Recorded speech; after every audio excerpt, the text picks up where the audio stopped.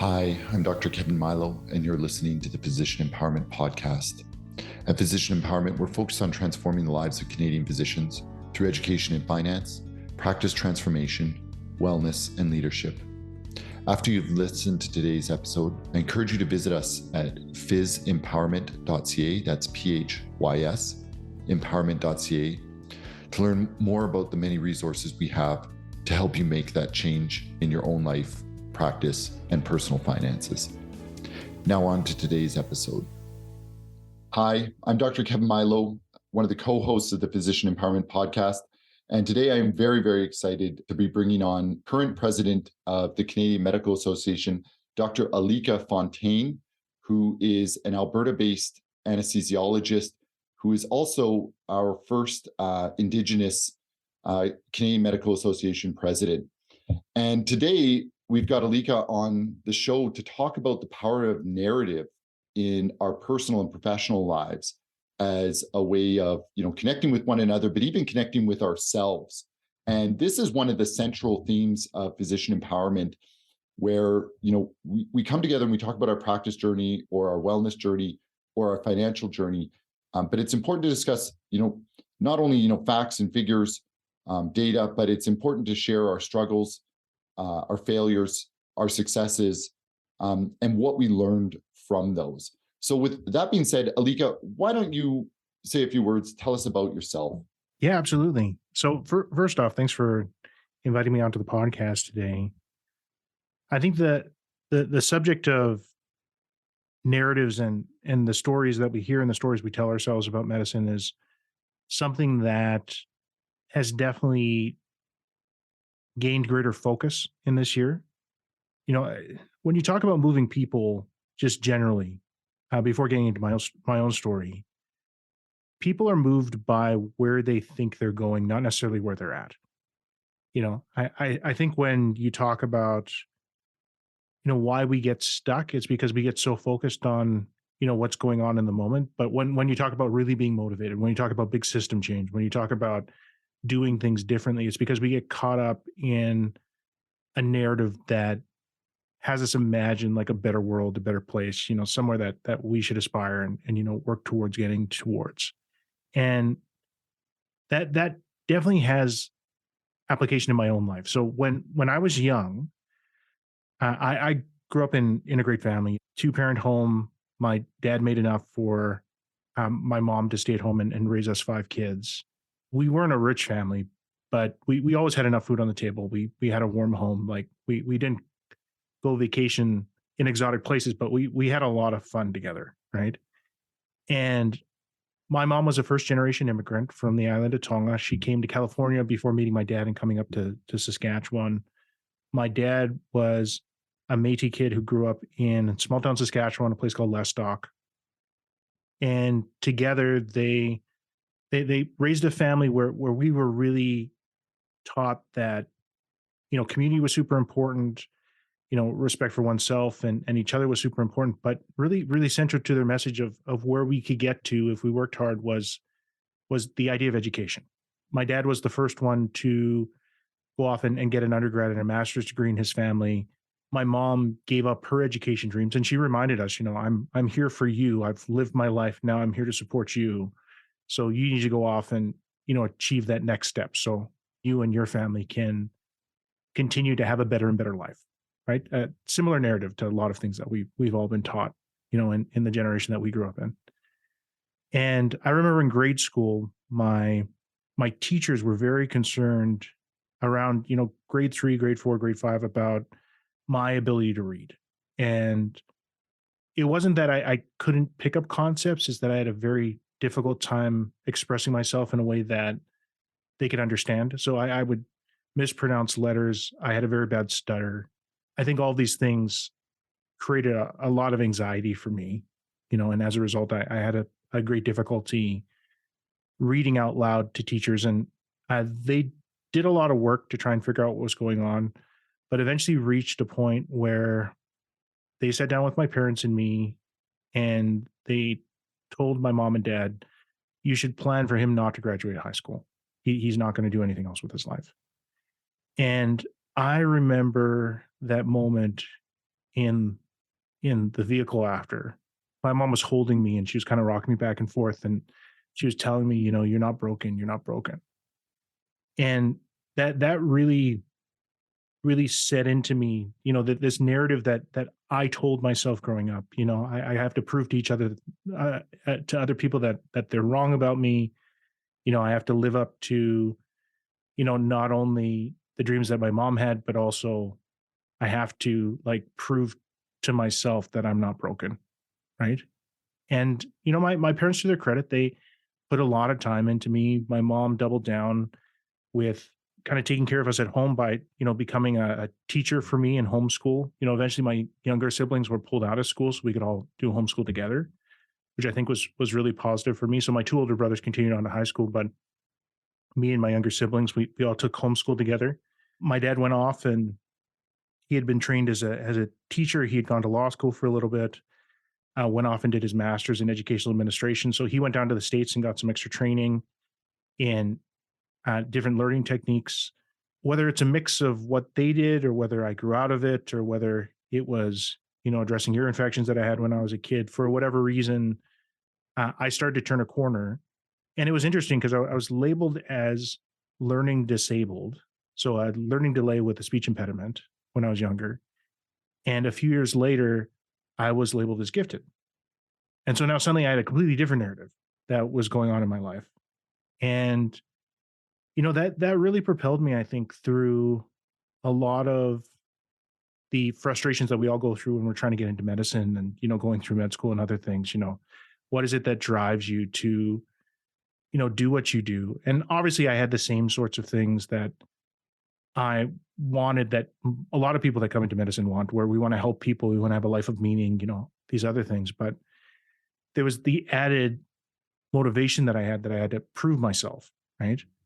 And I think those things together, not just having my own life story, but also sharing a lot of the stories that we all have when we come into medicine, it made me particularly sensitive to burnout, this belief that I had to be everything to everyone, this intense disappointment when I didn't succeed. I remember in my first year of medicine getting I think it was like a 74 on a histology exam. Average person, they're like, oh, 74, that's probably not a big deal. I thought my life was over. I went over to the histology professor and I asked them for extra tutoring help.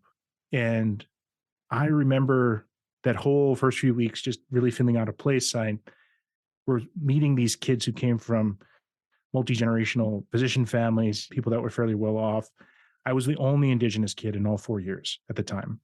And the teacher, instead of reassuring me, said, it's probably not the end of the world if you don't pass first year and repeat it, and kind of waving me away. And I remember walking out of that room and saying to myself, I'm done. I'm done med school. I'm not going to continue on in a place that I don't feel like I belong, and I'm not going to be able to succeed. And I walked down that hallway and I met Val Arnaud Pelche. She's the current lead for the Indigenous program over at University of Saskatchewan right now. So she's been there for a very long time, helping many, many kids like me get through the challenges that I know I shared with many, many people. And, she really helped me, along with many, many coffees with the dean over the next 4 years, to help me tell a different story to myself, that it was okay not to always be perfect in every situation, and that there was a lot of learning and growing that I had to go through, and I had to give myself space to do that. So it, my life's interesting in retrospect now, because I can see how the very negative narratives that I was taught were both heartbreaking but also motivating. But then the very things that brought me into med school were the very things that broke me early on in med school as well. And so I've learned different stories about myself over and over again over my career. I continue to learn different stories about myself.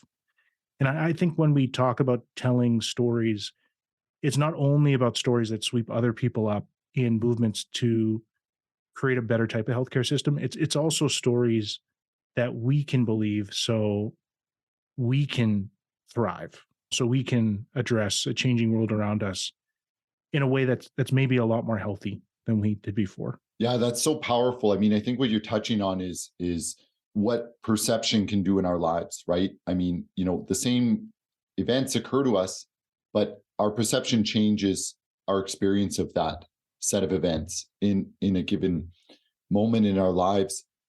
So before we get to, our relation to other people in narrative and storytelling, I like the word storytelling. How do you look inward?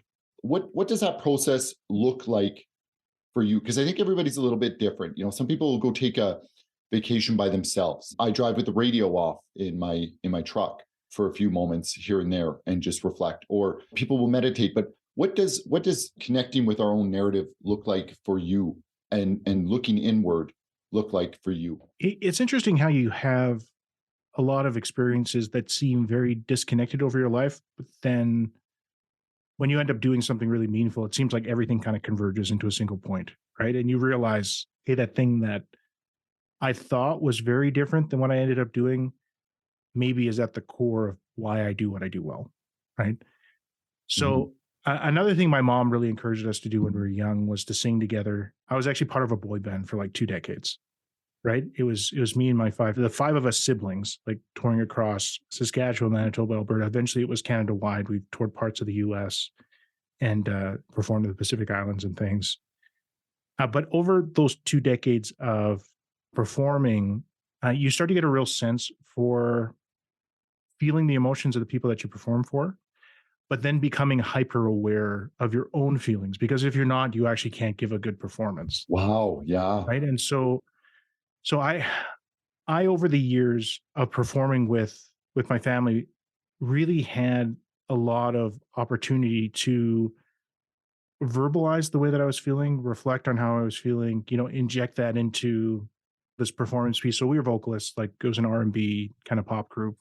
We wrote our own music. We published 3 albums over the time that we were performing. This was all before YouTube, so you're not going to find a whole lot of stuff on us online. But So I can't just look you up on TikTok then. no, you got to look me up on TikTok. But we ended up doing some pretty big shows. Like when APTN opened, we were part of kind of the opening set. We opened for Susan the Blue Card, I think was right after us. We were on the Inspire Awards, which back then was called the National Aboriginal Achievement Awards. So that had viewership of like 2-3 million people across the country. So I had a lot of opportunity to self-reflect and understand why I did the things that I did. Now, you can obviously be educated about something, but not be able to, in the moment, manage yourself. So, I mean, this isn't to say I was like Yeah. a philosopher at the time of being in med school, but I did have tools available to me to understand myself, Yeah. and some experiences where I could sit back and say to myself, well, this is what we did when we wrote this song. This is what we did when we prepared for this set. So maybe I'll sit down and kind of figure out exactly where my head's at with all of this. And I think when you're looking at yourself, there's 2 parts that I found really, really useful. And it's different for everybody, but 2 things that I found really useful. The first is being brutally honest with yourself about how you're feeling in the moment. Wow. Yeah. It doesn't make a ton of sense to deny yourself the reality that, hey, I'm sad, I'm happy, like all this other stuff. And then the second part is linking that and understanding how the things you experience trigger those emotions and put you into different cycles, right? And I get caught up in them just the same as everyone else. I mean, we all know that there's unhealthy habits that we get into once we get into heavy call, right? I mean, you're up at Mhm. 3 a.m. You had a horrible night. Maybe in extremely horrible nights, you had bad patient outcomes or some sort of disagreement with a colleague or other things. There are natural like things that we reach out for whenever we're feeling like that, right? And so being able to understand those 2 parts of myself, I think has been really helpful. And I think when you're looking at how do you bridge how you feel about yourself to now interacting with the world, it's negotiating with yourself about what exactly you're going to give the world to bring the world to that point where it can give you what you're looking for. I had a physician that I did research projects under when I was a medical student. His name was Krishna Kumar. He was a neurosurgeon in Regina. And, consistent with my story, I picked the hardest thing I could think of once I got into med school, as far as what I was going to go after, right? As far as, residency. And is this true or not? I'm not really sure, but 19-year-old me thought that this was what I should chase after. So I wanted to do neurosurgery. And so I followed around Dr. Kumar for a couple of years. And this guy, I mean, you won't find a harder working physician anywhere. 16-hour days, 12-hour surgery, standing up, working on Saturdays and Sundays, flying around the world doing presentations. He had the largest research body for spinal cord stimulation, I believe, in the world at the time that I worked with him. So I kind of fell in this opportunity with this amazing physician, and I really poured my heart and soul into it for the first year and a half, showing up at his house at 2 a.m. to do presentations, being available any time of the day to sit down and do different things, following around inside the OR and other places. But he noticed halfway through my second summer, I became a little disinterested in what was going on. And at that time, I had actually met my now wife. And I remember him sitting down with me over lunch. And he had this thing where he'd peel radishes and give you slices as he was eating. And he's giving me these radish slices as we're chatting. It's funny how we remember. Oh, yeah, totally. Those things in the moment, right? Yeah. Sense and sounds. And I still remember how he looked and all that stuff. And he's chatting with me about work. And then he makes a turn in the conversation to asking what's going on, seemed just a little bit distracted was the word that he said. And I told him about this amazing girl that I had met, and I'm sorry if it seems like I'm not paying as much attention. She's just really incredible and all this other stuff. And Dr. Kumar was not an emotional guy, right? He was a warm guy, don't get me wrong, but he was very business, right? And I noticed a softening that came over him. He reached his hand out onto my shoulder. He wasn't big for physical contact, but it was a very fatherly. It meant something. Touch. It totally meant something. And he leaned in and he said, Alika, don't sacrifice your life on the altar of medicine. It's not worth it. And then we went back to talking, and it never came up again. Wow. And I look back at that moment as really formative for me. I don't think I realized just how much it impacted me until later. But you have this person who, world leader in what he does, right? Sacrifices almost all of his life to medicine, raised a beautiful family, had a good relationship with his wife and kids, but he missed out on a lot of important events in his family's life because he was focused on creating those moments for other folks who were sick and otherwise. And, he's telling me, don't sacrifice too much. You know what I mean? And so it's interesting when you think about the stories we tell ourselves about our contribution to medicine and how much we need to give and all these other things. And the reflection of someone like him at the waning years of his life, that maybe what we think we're getting out of medicine isn't really worth the amount that we think we're getting out. I think that's very powerful. And, my own reflection on that is that we can give the healthcare system, our communities, our best when we are at our best. And part of that process involves self-rejuvenation and having a notion of self outside of the profession, because it's, I think, very easy for medicine to become quite consuming, that to the point that you look in the mirror and you say, oh, I'm such and such type of doctor, right? Or credentials. But the real us is so much more. It's all the way back to those formative years in our childhood, even the inner child, if you want to call it that, but our relationships with the others, but even with ourselves.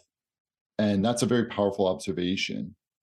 So how do you set that balance then, Alika, of, the professional self and the personal self? And that's a concept we actually talk about it at our wellness events, is the notion of different selves, that there's a financial self, a personal self, a professional self. How do you find that balance between personal and professional self? Mm-hmm.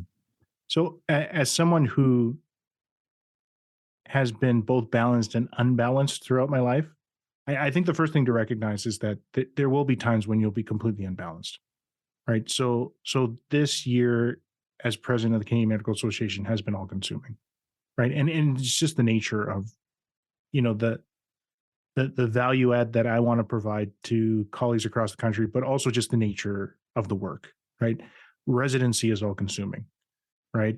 Early practice to some degree can be very all consuming. The first time you take a leadership position as, someone in your department contributing or, elsewhere, it can be all consuming for a period of time. Right. And so I think that there's times and seasons to everything. And just to be aware that balance 100% of the time is probably not, it's not the accurate way of describing It's very hard to do. the way that we work. Yeah. The way that we work in medicine. And so I think the goal is to work towards balance and at times achieve it, but then recognize that from time to time it's unbalanced and just own those moments. Right. And if it's too unbalanced, reorganize your life so it becomes less unbalanced, but it will remain unbalanced from time to time. Right. So that's kind of the first part. I think the second part is that when we look back, so I'm a big student of history, right? So I think one of the best ways for us to understand where we're going is to know where we came from.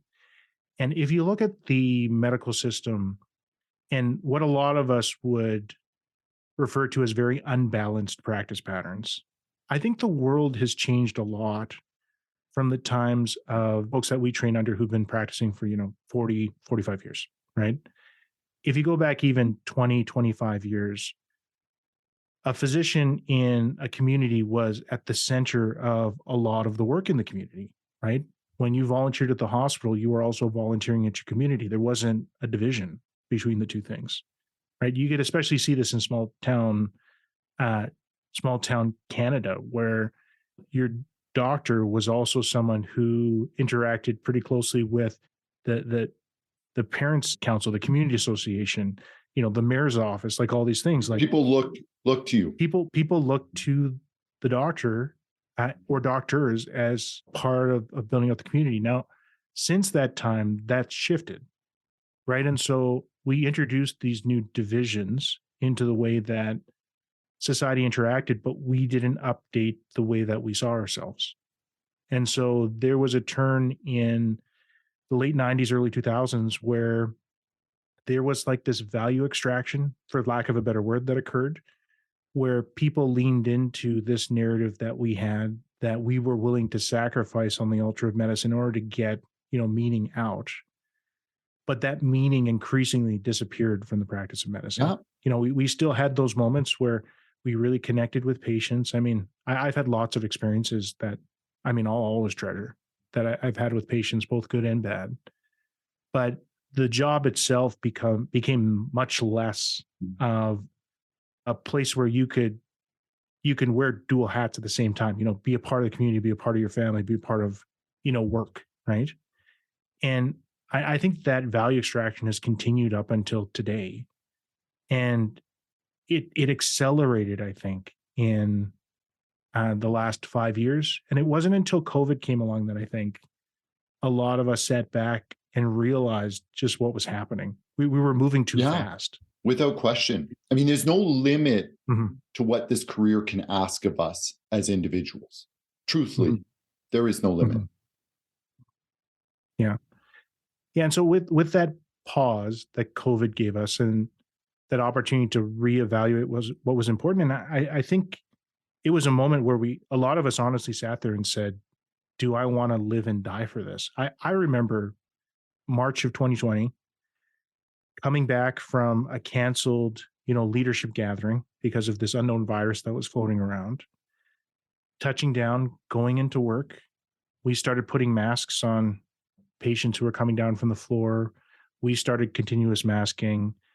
We were told we're going to run out of masks if we, continue to do this. We're going to run out of protective equipment. And so there was strong efforts to really, really slow down the utilization of this, which to many of us, we felt like there was no protection. Yeah, there were those moments. Absolutely. Absolutely. Yeah, absolutely. And so I remember coming home from work that the second night that I had been back and sleeping in the garage. And I actually slept in the garage for like the next 3 or 4 weeks. I know many of my colleagues that slept in the garage because you didn't want to get your family sick. And that's when it becomes real.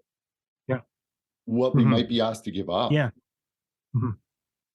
Yeah, and I think a lot of us sat there for the first time in our careers. I mean, we always knew it in the back of our minds that it could be possible, but we were actually confronted with that moment of if someone was dying in front of you and you could get infected, were you willing to die for that patient? And were you willing to potentially make people that you loved very sick and potentially die as well? And yeah, I think it's easier right now to look back and, say to ourselves, well, we know this now and all these other things. And I think pre-vaccine, it obviously was a completely different game. We didn't have what we have now. But I really think in that moment, a lot of us realized for the first time, I think there's a line to what I'm willing to give. And I know for myself, I never actually defined a line of how far I'd go in order to, sacrifice for the healthcare system. And I think that was the beginning of me realizing I really do need to make sure that the most meaningful parts of my life are protected and that I can find a way forward to separate, the story I tell myself about the doctor that I want to be and the kind of person I want to be in the rest of my life. And I see that that conversation going on in the minds of a lot of colleagues across the country still. And I think you're absolutely right. What a powerful experience the pandemic was, because in those moments, we were worried about catching the virus, getting sick, or getting a loved one sick. It crystallized that reality of what medicine asks of us. But in reality, day to day, medicine is chipping away at us, or some of us, in terms of our health and well-being or our relationships, right? When you're working those long hours, or you're constantly on call, you're constantly exhausted, you're constantly tired. How present are you for the people in your life? How present are you for yourself, for your own wellness? And, it's just those things aren't so explicit, because we say, oh, well, it's just one more night shift, or it's just, one more week of call and I'll be off for a few days or whatever. Right. But in reality, these are big asks of us in terms of our well-being. And we just don't necessarily recognize them because they're built into the culture of medicine. Like you said, it's begun sort of, it's ubiquitous. Mm-hmm. And sometimes it's pretty striking things that in the moment you think are so normal, but in retrospect, you're like, wow, that was really abnormal. I mean, I remember in residency knowing that at 72 hours of no sleeping, I would just kind of collapse on the floor and fall asleep. Right. And I know that it happened multiple times. Like I would push myself past what I could do and then keep on going. And I'd go home at the end of the day and I'd wake up on the floor at like 1 a.m. and young kids and my wife had just kind of Step over you. let me sleep there. They put a pillow under my head and Yeah. threw a blanket on me. But like they knew that it was more disruptive to try and wake me up and get me to bed than it was just to let me lay there. And I just thought it was something that everyone just did. And then you get out into the real world where you're not interacting with just doctors anymore. And you realize that that's not normal at Yeah. all. So, Yeah. so talking about narrative, we talk about relating to ourselves and connecting to ourselves with our own stories. And I thought this was so powerful to go back through the decades of your life and see those moments, like you said, like cutting, what was it, radishes Mhm. on a kitchen counter, in the middle of the night.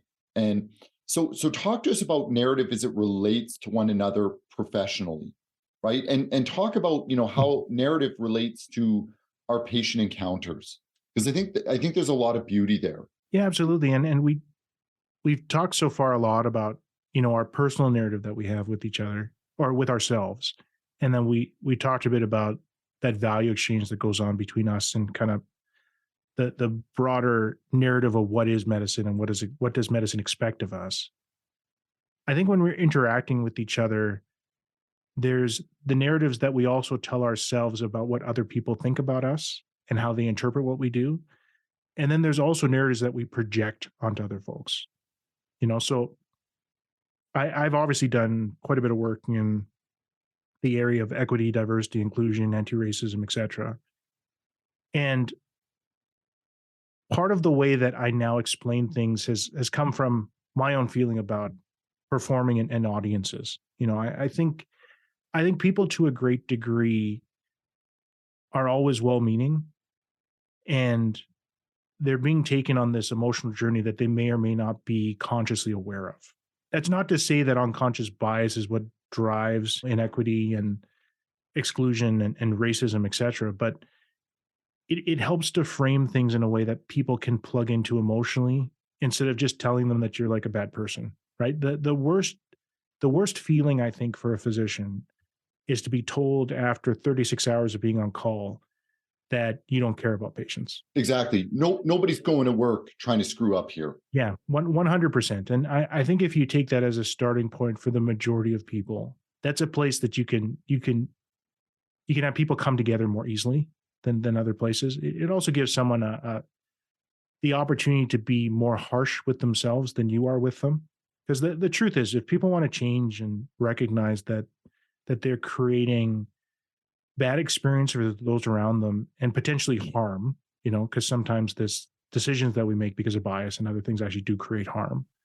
If you want people to be introspective and actually change, they're going to be way more harsh with themselves than you could ever be, right? And so that's kind of the first point. The second point is that we're often swept up by these things because the ways that we thought about things kind of worked. Even going back to what I was talking about with physicians who sacrificed their life and spent all their time at the hospital 25, 30 years ago. It worked for them. They were still able to see their family. They were still able to be a part of the community and all these things, but the world changed, right?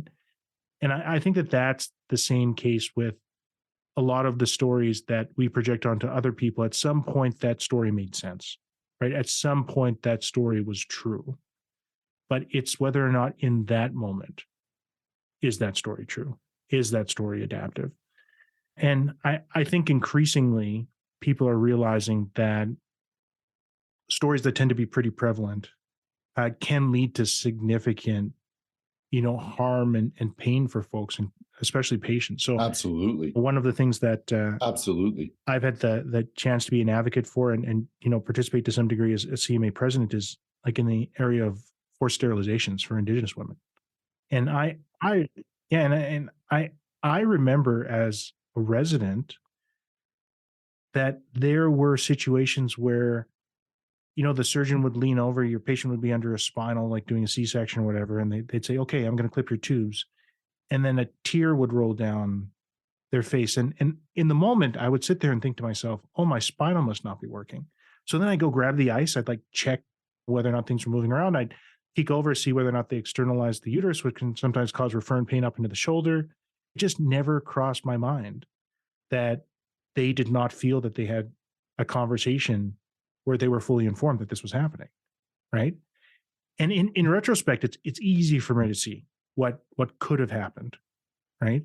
But I think for a lot of folks who are currently practicing, if you want to understand how to be a better physician, you have to be open to, reframing what you thought you were doing and how you thought you were affecting other people and why people were reacting in the way that they did to you, into a way where you give some space. Hey, maybe I just didn't see what was going on. Maybe I actually was. I don't think a lot of folks realize just how hurtful it is when you meet, an Indigenous person with a traditional name and you don't even try and pronounce it. Exactly. Right. So some folks, yeah, and people think, well, I'm being respectful, right? When in reality, like it's very, very hurtful. Right. But you wouldn't know that unless you actually were able to talk to someone about it. That's not something that's a classic narrative that you would pick up just from day-to-day life. And so, I think when we talk about patients and each other and other things, we have to get to the point where we can talk about the stories that we believe and project onto other folks, and also hear them tell us what are they feeling. And I do feel that we should celebrate to some degree that we are in a place where we can say racism out loud, sexism out loud, discrimination out loud. And I do hope as we continue to move forward, we'll start to realize that the goal is not to get rid of everyone who has those thoughts or those feelings, because that's kind of a part of the world that we grew up in, right? Those are the stories that we heard and adopted. But instead try and help people not to, mindlessly act in a way that's harmful to other folks. Like that I think is the actual endpoint. Because when you talk to patients about, racism, what do they want? They just want the harm to stop, right? They don't necessarily need, Right. every racist thought or other things to be eliminated from the provider's mind. What they actually want is for the actions to stop. And I think if we approach it from that point of view, it's a very different problem. It's a much more achievable problem, solvable problem. But I think it's so powerful when, we hear the stories of what patients have experienced going through our healthcare system with systemic racism or sexism, and hearing the stories on an individual level, like the case of that patient having her tubal ligation really with no discussion or consent, proper consent at least. And so those are the kinds of things that can be very powerful to motivate us,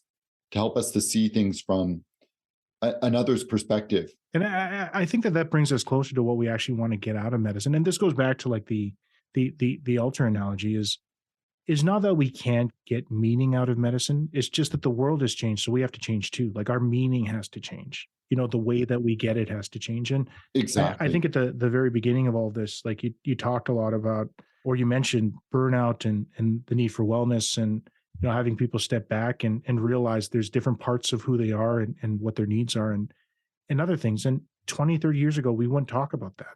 Yeah. Right. And I think today we have to confront it because that's a necessary part of the news story we have to tell ourselves so we can start to thrive in medicine again. And I think it's important to use, storytelling and shared experiences to humanize medicine. Because too often I think we look at it from a very technical perspective. I mean, you come into the emergency department and you're there to, for instance, on shift, and you're there to say, oh, well, you're not having a heart attack. You rule out anything serious. But maybe that patient's having chest pain because they need someone to talk to. That they're struggling with anxiety or depression, and it's presenting.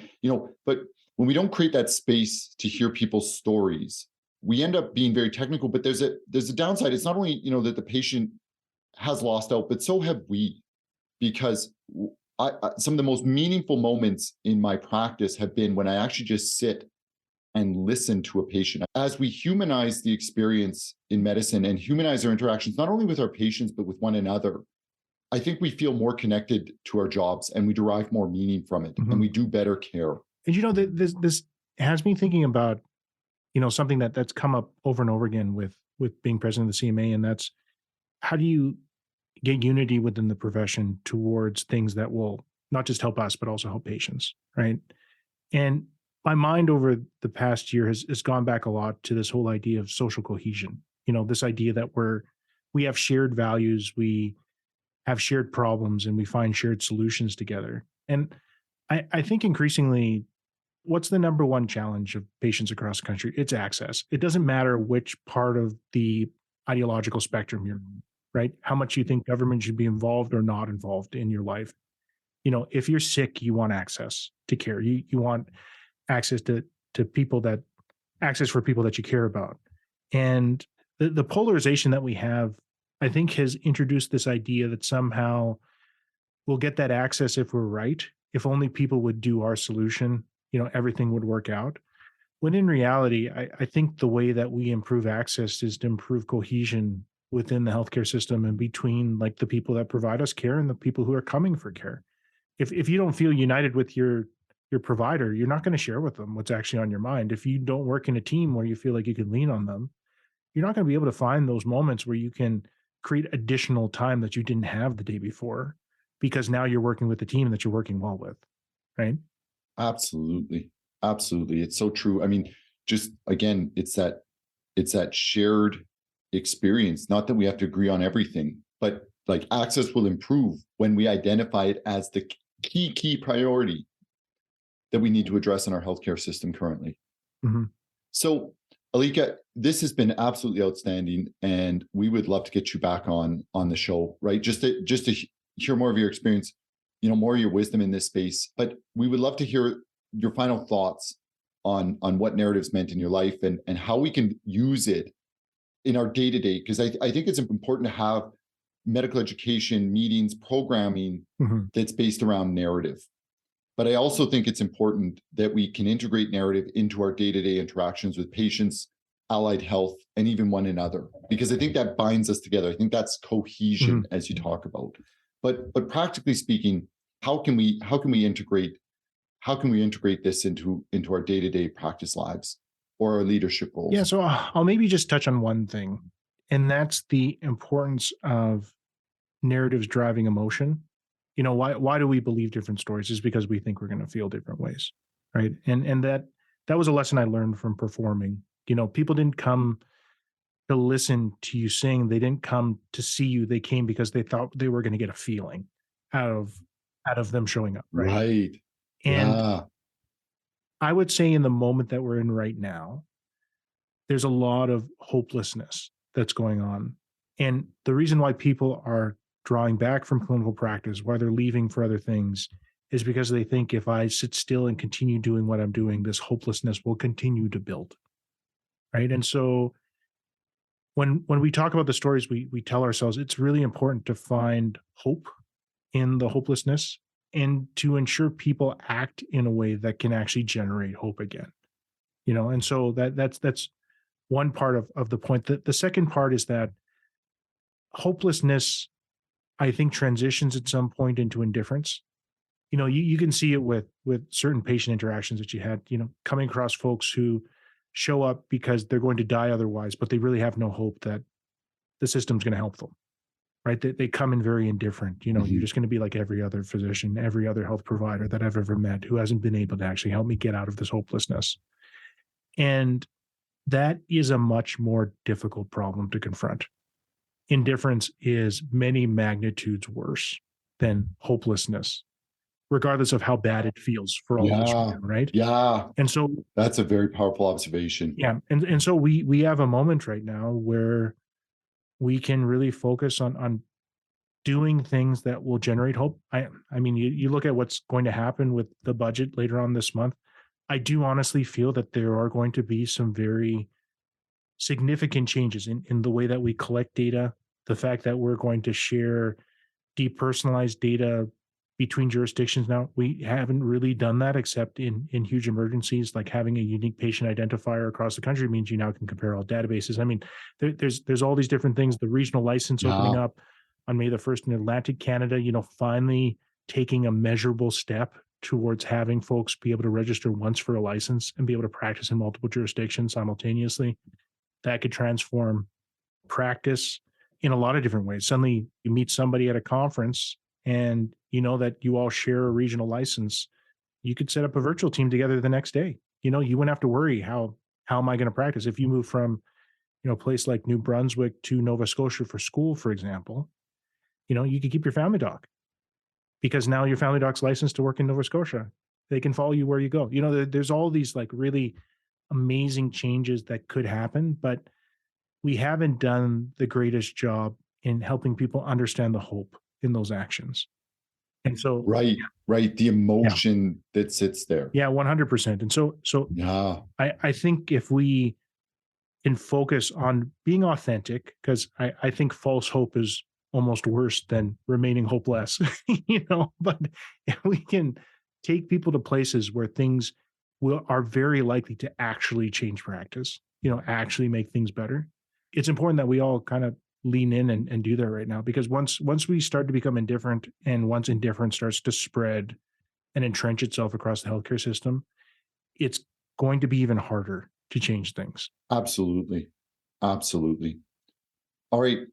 I think we should wrap it up, but this was outstanding. It was just great. And I really want to sincerely thank you for your time, Alika, because I know you're busy. And on behalf of the profession, and I know you get a lot of thanks, I just want to share another thanks for all you've done to advocate for the profession, but also, again, to advocate for Indigenous voices within our healthcare system to start meaningful change towards one of the most marginalized groups in our society. So again, thank you. And we should have you on the show for sure at another point. All right. Thanks for having me.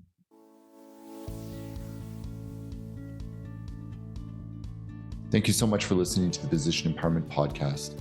If you're ready to take those next steps in transforming your practice, finances, or personal well-being, then come and join us at PhysEmpowerment.ca, PhysEmpowerment.ca, to learn more about how we can help. If today's episode resonated with you, I'd really appreciate it if you would share our podcast with a colleague or friend, and head over to Apple Podcasts to give us a 5-star rating and review. If you've got feedback, questions, or suggestions for future episode topics, we'd love to hear from you. If you want to join us and be interviewed and share some of your story, we'd absolutely love that as well. Please send me an email at kmailo@PhysEmpowerment.ca. Thank you again for listening. Bye.